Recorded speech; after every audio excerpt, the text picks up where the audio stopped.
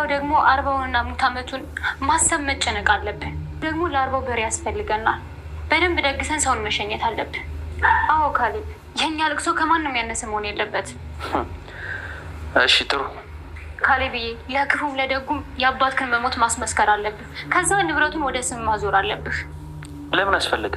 ሌላ ወራሽ የለም የኔ አይደለ? እንደዛ ማለት ሳይሆን ካሌብዬ፣ የወንድ ልጅ ጉድ የሚወጣው ከሞት በኋላ ነው። እንዴት? ይኸውልህ ካሌብዬ፣ ነገ ላይ የአባባ ልጅ ነኝ ሚስት ነኝ ብለው ንብረት ወራሽ ነኝ ብለው ቢመጡስ? ካሌብ አባባን ሞት አምኗል።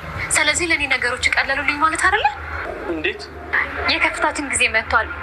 የአባትየው ንብረት ወደ ልጁ ሊሆን ነው። ጥሩ። እንዴት ጥሩ ብቻ ነው የምትለው? ቆይ ታዲያ ምን እንድል ነው የፈለግሽው? እና ንብረቱ ያጓጓል? እንዴት በቀላሉ ታየዋል? ስለ ንብረቱ ከካሌብ ጋር ማውራት ነበረብኝ። ቆይ አንቺ ያምሻል እንዴ? እንዴት? ሀዘንተኛ እኮ ነው። እኔም እኮ ሀዘንተኛ ነኝ። አንቺማ ገዳይ ነሽ። ቲና ካሌብንና ትሁትን ለማሳመን እያለቀሰችና እያዘነች ወደ ቤት በመሄድ ትሁትንና ካሌብ እስኪገርማቸው ድረስ አባዬ አባዬ እያለች እያለቀሰች እነሱም ተገርመው እያዩት ከዛ በኋላም አሳምናቸው እንደሄደች ተስፋ ያደረገችው ቲና ወደ ዳንኤል በመሄድ የሆነው ሁሉ ለመናገር እየቸኮለች እንመለከታታለን። ሰላም ሰላም የጨጮ ቻናል ተከታታዮች ሰላማችሁ ባላችሁበት የዓለም ዳርቻ ሁሉ እየበዛ ይሁንልኝ። ለቻናሉ አዲስ የሆናችሁ ላይክ፣ ሼር፣ ኮፒ ሊንክ፣ ሰብስክራይብ በማድረግ እስከ መጨረሻው አብራችሁን ሁኑ። ትሁት ድራማ ክፍል 44 አሁንም እንደቀጠለ ነው ይዘን ቀርበናል። እየሳቀችና እየፈነጠዘች ወደ ዳንኤል ትሄዳለች። ዳንኤልም ሲያት ምንድነው ይህን ያህል ጥርስ በጥርስ ሆነሻል ይላታል። እሷም ብነግርህ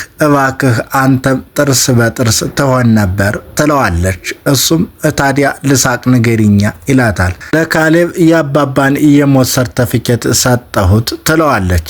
ያን ጊዜ ዳንኤልም እና ይሄን ያሳቀሽ ይላታል። አይ የሳቅኩትማ ስላሳመንኳቸውና ስላጃጃልኳቸው ስላመኑኝ ነው ብላ ከዚህ በኋላ ወደ ከፍታችን ወደ ጉዟችን ሀብቱን ተካፍለን እኔ እናንተ እንደ ልባችን የምንኖርበት ጊዜ በ6 ወር ይጠናቀቃል ብላ ስትነግረው ጥሩ ብሎ ይመልስላታል። ያን ጊዜ ከመቅጽበት ደስታዋ ንጥቅ ብሎ እንዴ ጥሩ ብቻ ነው የምትለኝ ትለዋለች። ይሄ ነው በቃ ደስታህ ስትለው እና እንደ ሕፃን ልጅ ልቦርቅልሽ ትፈልጊያለሽ? ይሄ እኮ ዋናው የጉዟችን ስኬታችን ነው፣ ለምን አትደሰትም ትለዋለች። ደስታ እኮ በል ተብሎ የሚደረግ አይደለም እያለ ይመልስላታል። ሀብቱ አያጓጓህም? ይሄ ሁሉ ሀብት እንዴት ዝም ብለህ በቀላሉ ታየዋለህ? ደስታችን እኮ የጋራ ደስታ ነው መሆን ያለበት። እኔ ስደሰት መደሰት ነበረብህ እያለች ተወቅሰዋለች። ከዛ በዚህ ጭቅጭቅ መሃል ለካሌብ መንገር ያለብኝን ሳልነግረው አስረሳኝ ትለዋለች። ምንድን ነበር የምትዩ ይላታል። ሀብቱ መነጋገር ነበረብን ትለዋለች። እንዴ አንቺ ያምሻል እንዴ? ሀዘን ላይ እኮ ነው ይላታል። ያን ጊዜ እኔም እኮ ሀዘን ላይ ነኝ ብላ ትመልሳለች። ዳንኤል ግን ትዕግስቱ እያለቀ ይመስላል። አንቺማ ገዳይ ነሽ ብሎ ይመልስላታል። አንተ እዚህ ቦታ በእንደዚህ አይነት ሁኔታ ለምን እንደዚህ ትላለህ? ሰው ጆሮ ቢደርስ እኮ እኔን ታስይዘኛለህ፣ ከርቸሌ ታስገባኛለህ ትለዋለች።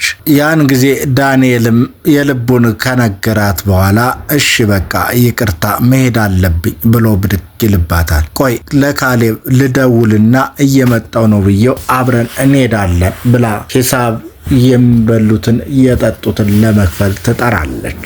እሱም ታግሶ እንደገና ላለመጣላት ላለመራቅ ብሎ ዝም አላት። ካሌብ ከቤት ብቻውን እየተንጎራደደ ባለበት ሰዓት ትክዝ ባለበት ሁኔታ ላይ ትሁት መጣ በእጇ ውሃ ይዛ እያቀበለችው ብቸኛ ሆነህ እየተከስክ እኮ አሳዘንከኝ ትለዋለች። ያን ጊዜ ብቸኛ አዛኝ እኮ አንቺ ብቻ ነሽ እያለ እያመሰግናታል። ከዛም በመሃል ቲና ትደውልና ስልኳን ሲያየው ብቸኛማ አይደለውም ይሄው ያቺ ከይሲ ደወለች እና የኔ ፍቅር ብቻን ሆንክ ምናምን ልትልህ ነው ብላ ትሁት ታላግጣለች። ያን ጊዜ መሆኑ ነዋ ብሎ እሱም ይመልሳል። ውሸቷን እኮ ልችለው አልቻልኩም ይላል። እንዴ በዚህ ሰዓት ታግሰ ስማትና አንተ መልሰ እኮ ማጃጃል ነው፣ ሳቅላትና ከዛ እሷን መምሰል ነው እያለች ትለዋለች።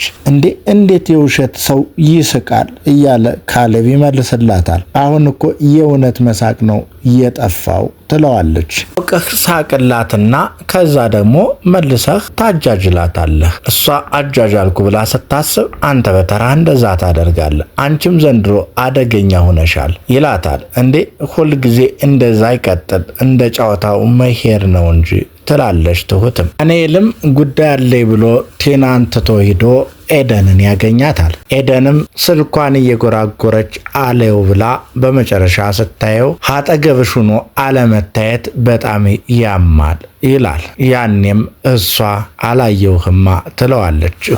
ይሄ እኮ ነው ብሎ ይቀመጣል። ከዛም በኋላ ሰላምታ ከተለዋወጡ በኋላ የኔና ያንቺን አለመግባባት ወደ ጎን ትተው ለምን አብረን አንሆንም ብሎ ይጠይቃታል። ከዛም ይህንን ሲላት ለዚህ የሚሆን እንቶፈንቶ ጊዜ የለኝም፣ በቃ ሌላ ጉዳይ ከሌለህ መሄድ አለብኝ ትለዋለች። የኔና ያንቺ ፍቅር ነው ወይ እንቶፈንቶ ብሎ ይጠይቃታል። የያዝከው ጉዳይና ሀሳብ ነው እንቶፈንቶ ብላ መለሰችለት። ሌላ የምነግርሽ አለኝ ሲላት ከዚህ የተሻለ ከሆነ ለመስማት ዝግጁ ነኝ፣ ያለዛ መሄድ እፈልጋለሁ ትለዋለች። ያን ጊዜ የአባባን መለቀቅና መፈታት ሲነግራት እንደፈከርከው አስለቀቅከው አደረግከው ብላ ጀግና እንደሆነላት በማሰብ ደስ አላት። ያን ጊዜ አዎ ግን እኔም ታግቼ ነበር፣ ግን ታሪኩ ረጅም ነው ይላታል። አሳጥረን እንሰማዋለን ትለዋለች። ያን ጊዜ ሙሉ ታሪኩን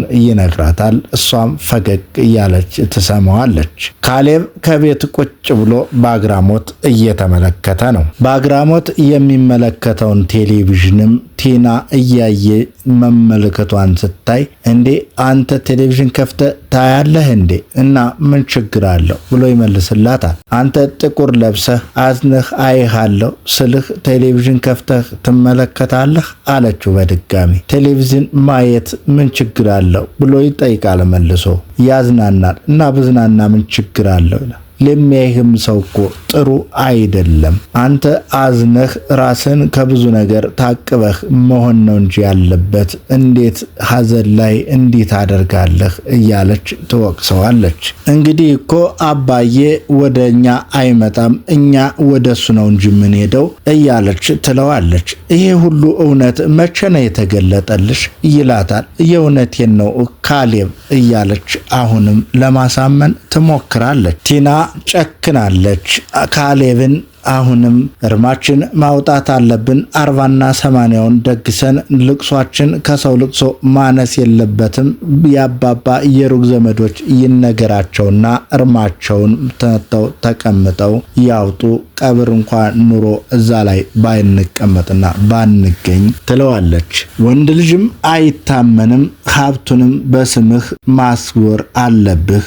ሌላ ወራሽ ቢመጣ ለምን ይሆናል? ያንተ ስለሆነ ነው ሀብቱ ወደ አንተ የሚዞረው እያለች ተወተውተዋለች። ከዛ ለምን እንደዚህ አልሽ ይላታል። ሌላ ወራሽ የለ፣ እኔው ነኝ በሱ ስም እንደተቀመጠ ቢቀጥልስ ምን ችግር አለው ይላታል። ያን ጊዜ ወንድ ልጅ እኮ አይታመንም፣ ልጅ ነኝ ዘመር ነኝ ብሎ የሚመጣ ይኖራል። ወንድ ልጅ እኮ ያው ብላ ታመካኛለች። ይህ መርፈድ የለበትም፣ መቅደም ይኖርብናል። ንብረቱን በስም ብታዞር ምን ክፋት አለው ትለዋለች። ካሌብም እውነቱን የሚያውቀው እሱ ሊውነት ይመስላል ሐሳብሽ በማለት ሐሳቧን እየተቀበለ ይመስላታል። እሷም ሐሳቧን እየተቀበላት ስለመሰላት ጊዜ በል አትግደል ብላ ትእዛዝ ሰጥታው የዛሬው ትዕይንት አበቃ።